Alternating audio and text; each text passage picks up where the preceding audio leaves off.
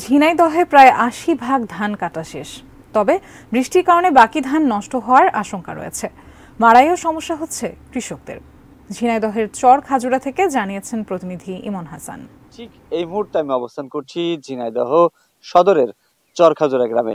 এখানকার মাঠকে মাঠ যে সকল ধান, সে ধান কিন্তু প্রায় ৮০ ভাগ কাটা হয়ে গেছে। তারপরেও এখানে কিন্তু প্রায় ২০ ভাগ ধান এখনো রয়ে গেছে, যেগুলো খুবই নষ্ট অবস্থা হয়ে গেছে। কারণ গত কাল থেকে যে পরিমাণে বৃষ্টি হয়েছে, সেই বৃষ্টির কারণে ধানগুলো কিন্তু পড়ে গেছে এখানকার ধানগুলো। তো এই ধানের রঙও অনেকটা পরিবর্তন হয়ে গেছে। কৃষকরা বলছেন যে এই রং পরিবর্তনের কারণে কিন্তু তারা ধানের দাম অনেকটাই কম পাবে। গত ৬ তারিখ থেকে দফায় দফায় বিভিন্ন জায়গায় ঝিনাইদহের বৃষ্টি হচ্ছে। আর এই বৃষ্টির কারণে কিন্তু কৃষকরা যারা ধান কেটে কিছুটা বাড়িতে নিয়ে গেছে, তারা মাড়াই ছাড়াই করতে পারছে না। তারা ধানগুলো কিন্তু নষ্ট হচ্ছে সেখানে পড়ে থেকে থেকে। এতে করে কৃষকরা এবছর প্রতি বিঘাতে কিন্তু ১০ থেকে ৮ হাজার টাকা মতো প্রায় লস হবে তাদের, কৃষকদের এবার ধানের উপরে। কিছুদিন আগেই চলমান দেশের উপর যে দাবদাহ ছিল, সেটার কারণে কৃষকরা ওই সময় ধানও কাটতে পারেনি লোকবলের অভাবে।